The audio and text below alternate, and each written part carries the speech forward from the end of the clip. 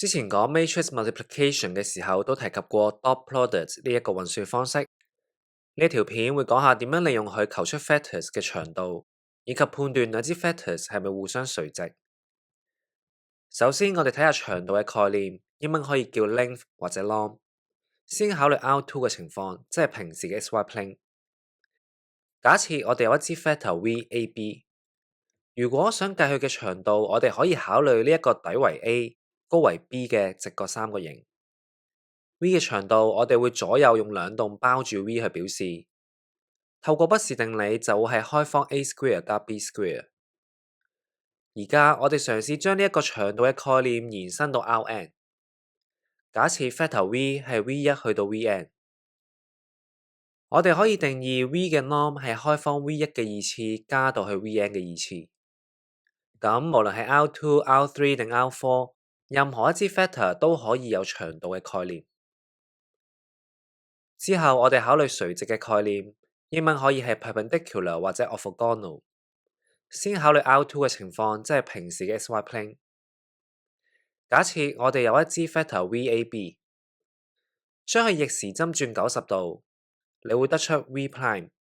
而初中嘅時候，我哋知道佢嘅坐標會係負 ba 嘅。我哋知道 v 同埋 v' 係 orthogonal。我哋細心望下兩支 factors 嘅關係。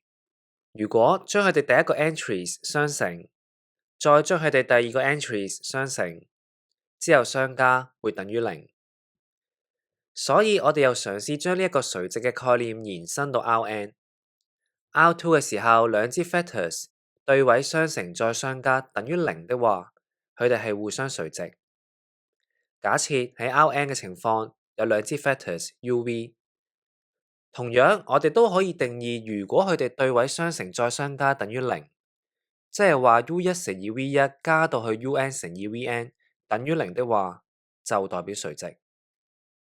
所以無論係 R2、R3 定 R4， 任何兩支 factors 都可以判斷係咪互相垂直。呢個時候我哋暫時放低呢兩個概念，重溫一下 dot product 嘅計法。假設有兩支喺 Rn 嘅 factors u 同埋 v，u dot v 就會係 u1 乘以 v1 加到去 un 乘以 vn， 即係對位相乘再相加。而家我哋嘗試用 dot product 去重寫翻 Rn 底下長度同埋垂直嘅定義。例如 v 嘅長度係開方 v1 嘅 square 加到去 vn 嘅 square， 開方裏面其實可以寫做 v dot v， 即係自己同自己對位相乘再相加，所以開方 v dot v 就會係 v 嘅長度。另一方面 u 同 v 係 orthogonal 嘅話，代表 u1 乘以 v1 加到去 un 乘以 vn 等於0，亦即係 u dot v 等於0。所以 u dot v 等於0就代表兩支 factors 係 orthogonal。先睇第一個例子，我哋試下揾 v 嘅長度，即係計 v dot v 再開方，就會係開方3嘅二次，再加負2嘅二次，再加7嘅二次，再加4嘅二次，最尾長度會係開方78。第二個例子，兩支 factors 2-31同埋111係咪 orthogonal？